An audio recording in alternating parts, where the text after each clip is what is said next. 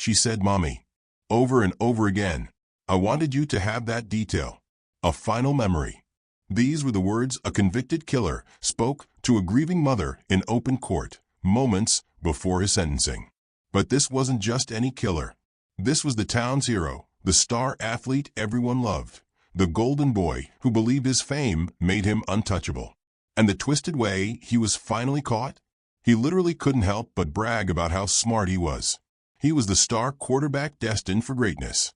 But a darkness festered behind Terrence Mitchell's celebrated smile. When a kind-hearted young woman vanished after stopping to help a stranded motorist, investigators uncovered a trail of horror that led directly to the town's hero. This is the story of a cunning manipulator who believed his fame made him untouchable, and the relentless legal battle to unmask the monster hiding in plain sight. The night air in the small town of Magnolia Springs, nestled deep within Georgia's rolling hills, was unusually crisp for late autumn. A canopy of stars, undimmed by city lights, stretched across the sky, offering a silent and indifferent audience to the lives unfolding below. It was a community built on trust, where doors were often left unlocked and neighbors still brought over casseroles to welcome new families. This profound sense of safety, this cherished innocence, was the very thing that made the town so vulnerable to the evil that was about to poison its heart and change its identity forever. On this particular evening, Aaliyah Robinson was driving home from her shift at the local library. Her small sedan, a familiar sight on the winding country roads, carried the scent of old books and the faint aroma of the lavender air freshener that dangled from her rearview mirror. She was 24 years old, a young woman whose kindness was as much a part of her as the vibrant locks that framed her face. Aaliyah was the sort of person who organized charity bake sales, volunteered at the animal shelter, and would always stop if she saw someone in need, a quality her parents both admired and worried about. As she rounded a sharp bend on Mill Creek Road, a stretch of pavement flanked by dense forest, her headlights illuminated a scene that immediately triggered her instinct to help. A luxury sports car was pulled over on the shoulder, its hazard lights flashing in a rhythmic, urgent pulse against the dark woods. Standing beside it was a figure instantly recognizable to anyone in Magnolia Springs, Terrence Mitchell, the star quarterback who had led the high school team to a state championship 5 years prior and was now a celebrated collegiate athlete, the town's golden boy and greatest export. Terrence stood with an air of manufactured frustration, one hand on his hip and the other gesturing vaguely toward a flattened rear tire. To Aaliyah, he looked like any other person stranded by bad luck, albeit one with a famous face and the kind of easy charm that graced magazine covers. She pulled her car over a safe distance behind his, her heart doing a little flutter of recognition and concern. In a town this small, not stopping to help Terrence Mitchell would have felt like a betrayal of the community spirit that defined the very essence of Magnolia Springs. He approached her window as she rolled it down, his famous smile looking strained with gratitude and relief. He explained the situation with practiced ease, claiming his spare was flat and his phone had died, a perfect storm of unfortunate circumstances. He was polite, disarming, and everything the town believed him to be, which was the most dangerous tool in his arsenal. Aaliyah, without a moment's hesitation, offered him a ride to the nearest service station, a gesture of pure, uncomplicated kindness that would be her final act. The moment the door clicked shut behind him, the air inside the small car shifted, becoming heavy and suffocating with a palpable sense of menace. The charming athlete disappeared, replaced by a cold, predatory emptiness in his eyes that she had only seconds to register. The crime itself was an act of unspeakable brutality, a monstrous betrayal of a good Samaritan's trust. Terrence Mitchell did not just take Aaliyah Robinson's life. He savored the act, driven by a sadistic need for power and control that had festered beneath his polished public persona for years. He had faked the roadside emergency with meticulous care. The flattened tire, a deliberate piece of stagecraft designed to lure in exactly the kind of person Aaliyah was, someone compassionate, someone who believed in the good of others. Her murder was not a crime of passion or opportunity, but a hunt, a meticulously planned execution by a predator who enjoyed the sport of it all. The following morning, when Aaliyah failed to arrive at her parents' house for their customary Sunday breakfast. A quiet worry began to curdle into panic. Her father, James Robinson, drove the route she would have taken, his stomach tightening with each mile. He found her car first, abandoned on the side of Mill Creek Road, the driver's side door slightly ajar, as if she had left in a hurry. The lavender air freshener still swayed from the mirror, a ghostly, mundane detail in a scene that was screaming with wrongness. There was no sign of Aaliyah, only the chilling silence of the surrounding woods, which now seemed to hold a dark and terrible secret. It was a pair of deer hunters 2 days later who made the discovery that plunged the community into an abyss of grief. They found Aaliyah's body deep within the woods, miles from where she had stopped her car. The scene bore the marks of a horrifying struggle and a level of violence that was incomprehensible to the first responders. The investigation quickly zeroed in on the abandoned sports car near Aaliyah's sedan. A registration check confirmed what the town already suspected. It belonged to Terrence Mitchell. When detectives arrived at his family's sprawling estate, they found him calmly practicing throws in the backyard, his movements fluid and precise. He expressed shock and concern when told about Aaliyah, but his performance was just a little too smooth, his emotions a little too rehearsed. They asked him about the flat tire, and he spun a tale of getting it fixed and being picked up by a friend, a story that was flimsy and full of holes. There was no record of a call to any service station, and the friend he named was out of state. The detectives noticed a long, fresh scratch on his forearm, which he dismissed as a minor injury from a practice drill. But it was the look in his eyes, a flicker of arrogance, a hint of amusement, that told them they were not speaking to a grieving community member, but to a wolf who had mastered the art of wearing sheep's clothing. The evidence began to accumulate with damning speed. Soil samples from the floor mats of Terrence's car matched the unique composition of the earth where Aaliyah's body was found. A single strand of her vibrant locks was discovered caught in the seal of his passenger side door. The scratch on his arm was consistent with a defensive wound, the kind a person would inflict while fighting for their very life. Magnolia Springs' Golden Boy, the celebrated hero, was rapidly being recast as the villain in a story more horrifying than any fiction. The arrest of Terrence Mitchell was a spectacle that Magnolia Springs would never forget, a moment that shattered the town's collective denial.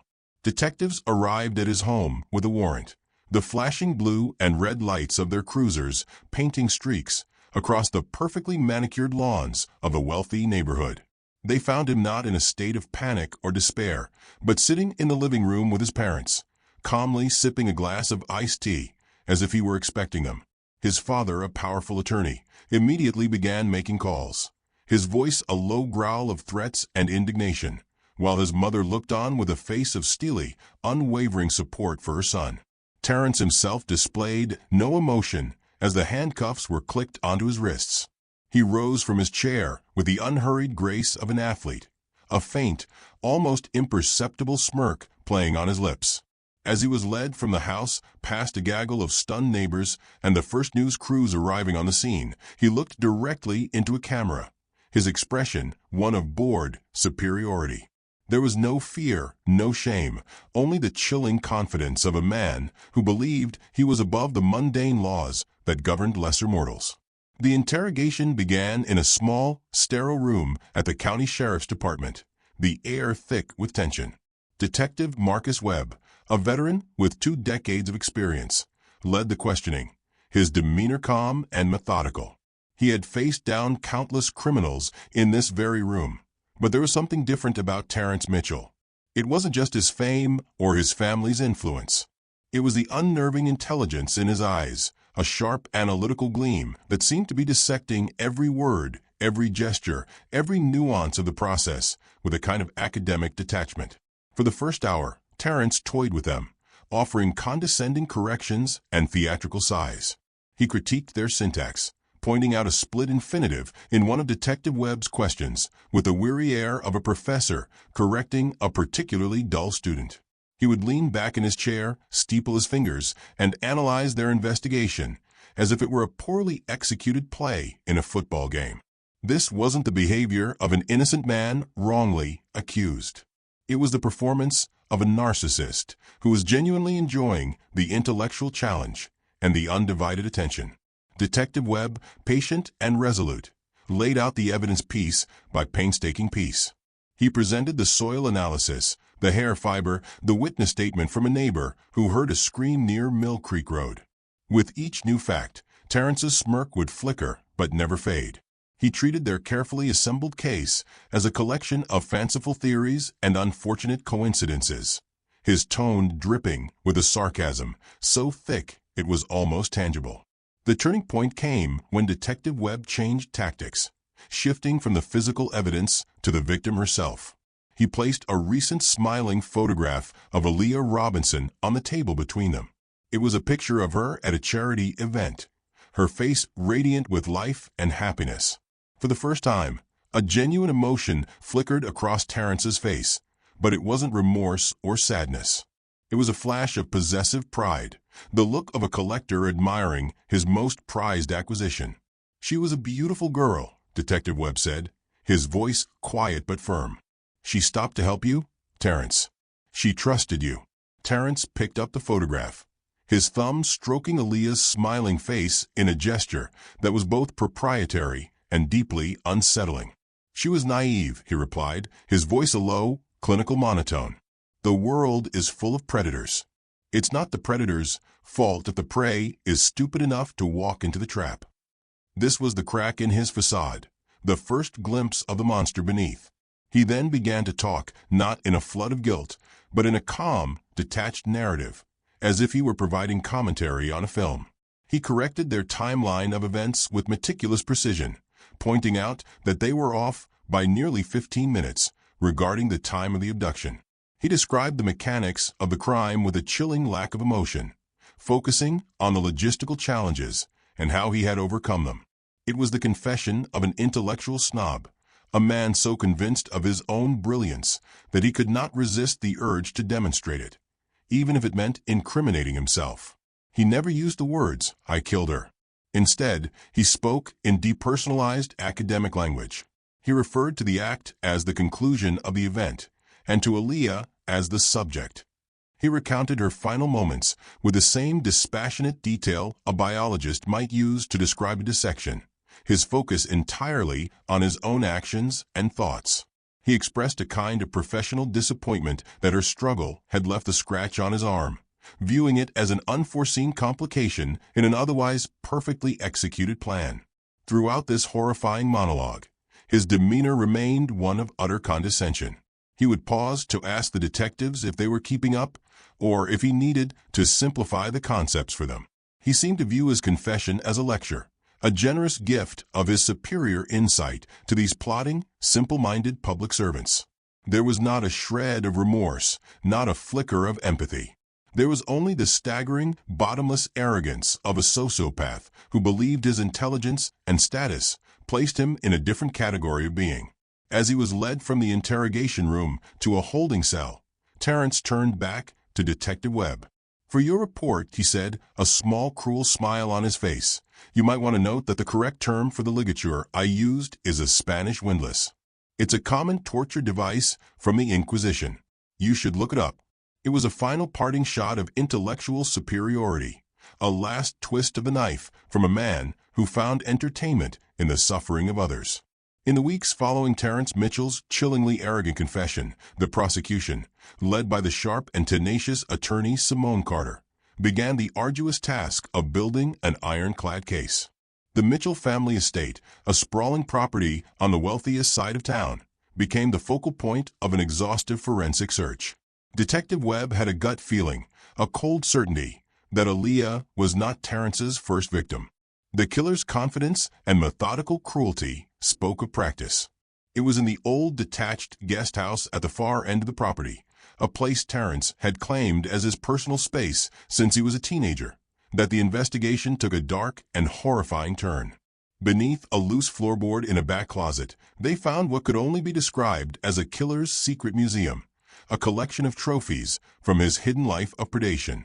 The box contained a sickening assortment of personal items, a driver's license belonging to a young woman who had vanished from a neighboring state 2 years prior, a single earring that matched the description of one worn by a hiker who had gone missing the year before that, and a faded photograph of a high school classmate who had transferred schools abruptly after an alleged stalking incident.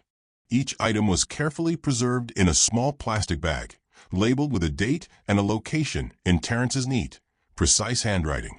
It was a timeline of terror, a secret history of his escalating violence. But the most damning discovery was yet to come.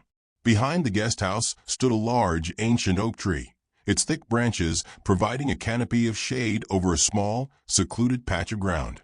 An investigator noticed that the soil around the base of the tree looked disturbed, unnaturally soft compared to the surrounding earth. A team was brought in with ground-penetrating radar, and the screen soon lit up with anomalies, shapes that were inconsistent with roots or rocks. The excavation began slowly, carefully. The first thing they uncovered was a small silver locket, tarnished with dirt. When they opened it, they found a tiny faded picture of Aaliyah Robinson as a child, a locket her mother, Diane, would later identify through heartbreaking sobs as the one Aaliyah wore every single day. Terrence had not just killed her. He had stolen a piece of her past, a symbol of her innocence, and buried it like a pirate's treasure. Then they found more. Just a few feet deeper, wrapped in decaying burlap, were the skeletal remains of two other individuals. Forensic analysis would later confirm they were the missing women whose belongings were in Terrence's trophy box. Terrence Mitchell was not just a murderer. He was a serial killer. The murder of Aaliyah Robinson had not been an isolated act of evil, but the latest chapter in a long and horrifying saga of violence. The trial of Terrence Mitchell began in the county courthouse with a media presence that had never been seen before in Magnolia Springs.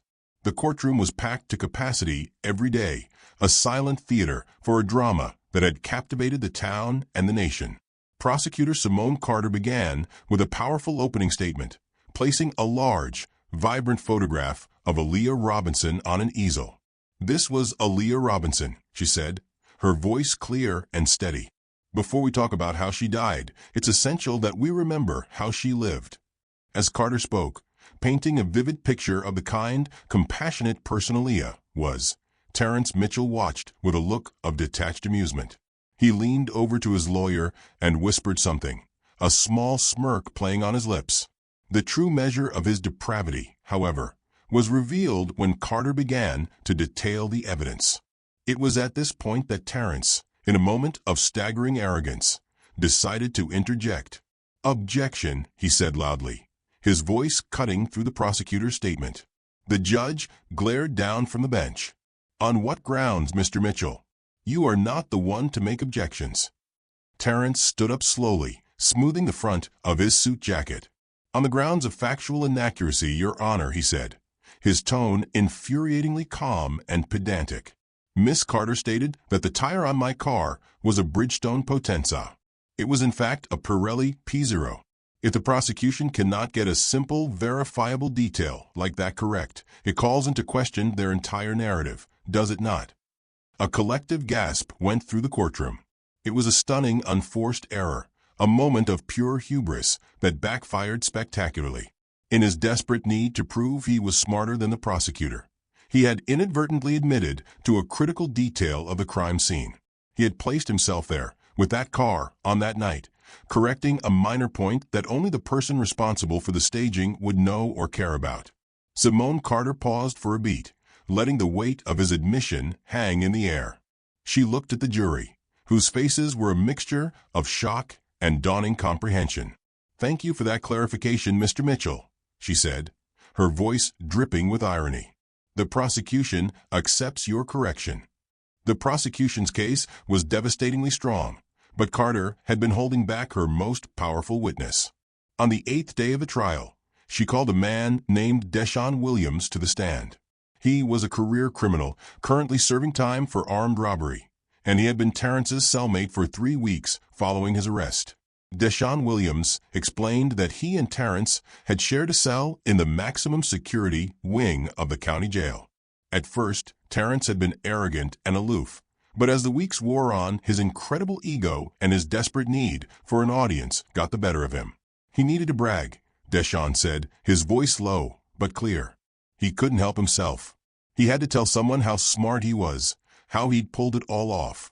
He thought I was just some dumb con, so he told me everything. Deshawn described in horrifying detail how Terrence had boasted about his crimes.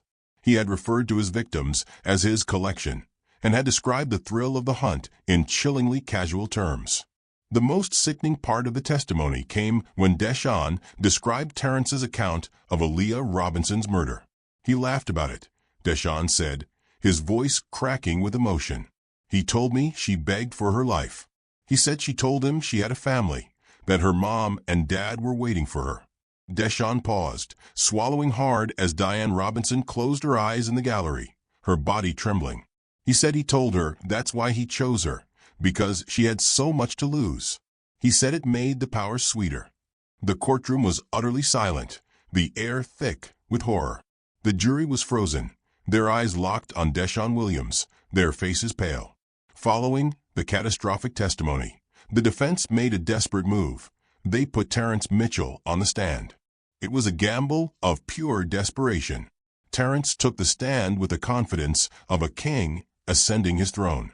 Under his lawyer's gentle questioning, he began to spin his narrative, portraying himself as the victim of a massive conspiracy. But when Simone Carter stood up for cross-examination, the atmosphere crackled with electricity. Carter began not by attacking him, but by gently probing the edges of his story. "Mr. Mitchell," Carter said, her tone deceptively casual, "you mentioned in your confession that you used a Spanish windlass. That's a rather obscure term. Where did a college quarterback learn about medieval torture devices?" Terrence smirked, taking the bait.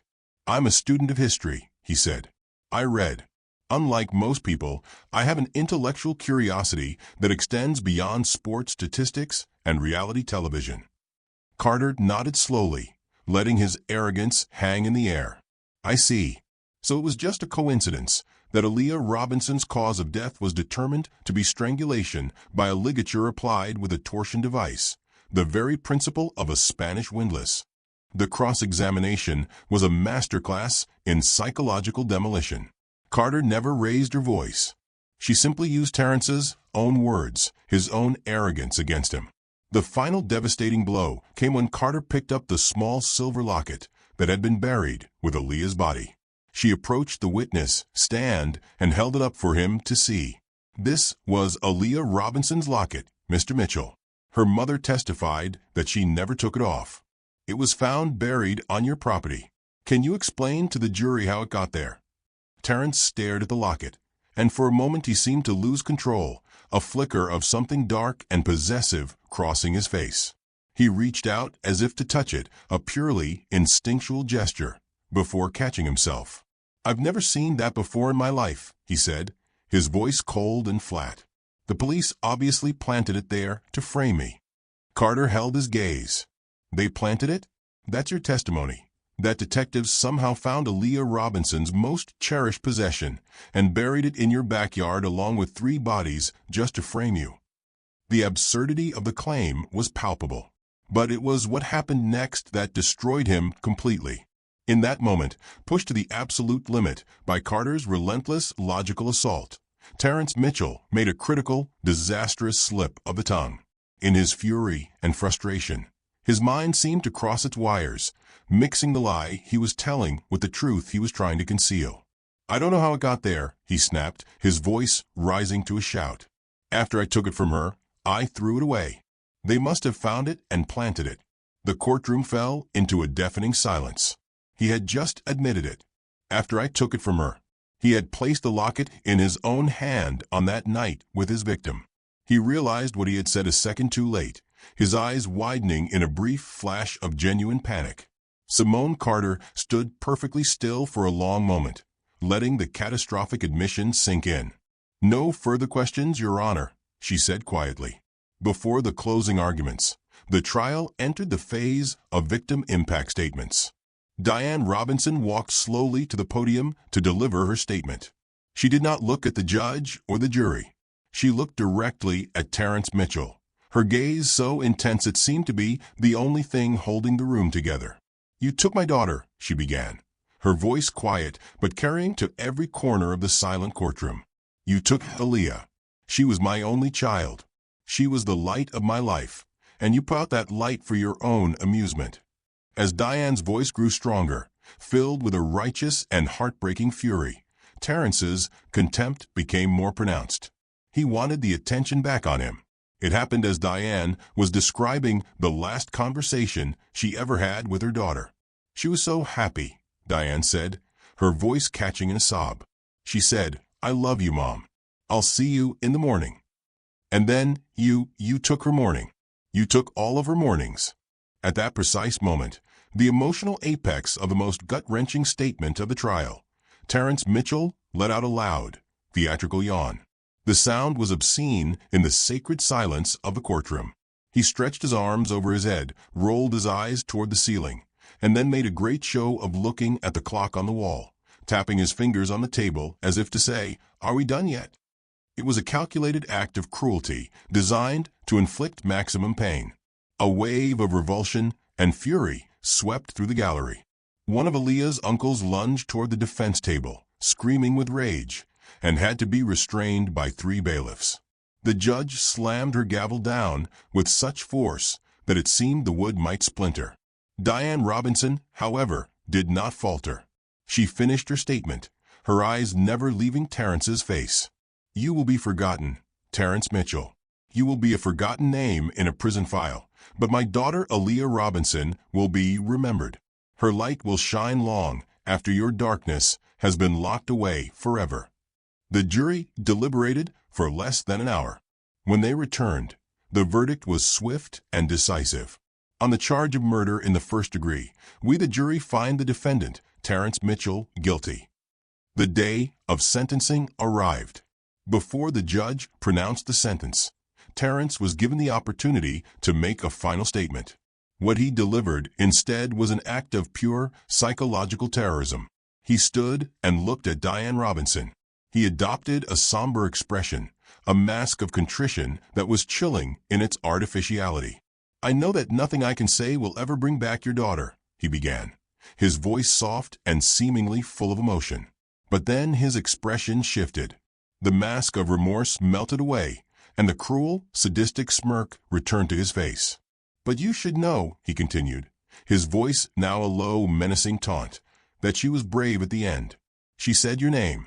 She said, 'Mommy.' She said it over and over again." He paused, savoring the horror blooming on Diane's face. "I can still hear it sometimes. It was the last thing she ever said. I wanted you to have that detail. A final memory." The courtroom erupted. Bailiffs surged forward as family members screamed in rage and grief. The judge hammered her gavel, her face a mask of pure fury. When order was finally restored, the judge looked down at Terrence Mitchell with a look of such profound disgust that it seemed to burn. "Mr. Mitchell," she began, her voice trembling with barely controlled rage, "in all my years on this bench, I have never witnessed a display of such calculated, soulless cruelty. You are a cancer on the human race." She sentenced him to life in prison without the possibility of parole for the murder of Aaliyah Robinson. For the murders of the other 2 victims found on his property, she handed down 2 more consecutive life sentences. "May your name be erased, and may you spend every remaining second of your pathetic life in a cage," she finished, her voice thick with loathing. As the sentence was read, Terrence Mitchell's composure finally completely broke. He began to sob, not tears of remorse for his victims, but tears of despair for himself. As bailiffs came to lead him away, Terrence, through his sobs, screamed a final chilling threat. "You haven't won," he shrieked, his voice cracking with rage and desperation. "I'll get out. I'll find you." He was dragged from the courtroom, his pathetic threats echoing behind him, the last sounds of a monster being locked away from the world he had terrorized. The families held each other, weeping with a mixture of relief, sorrow, and utter emotional exhaustion. Justice had been served, but the scars of Terrence Mitchell's reign of terror would remain forever.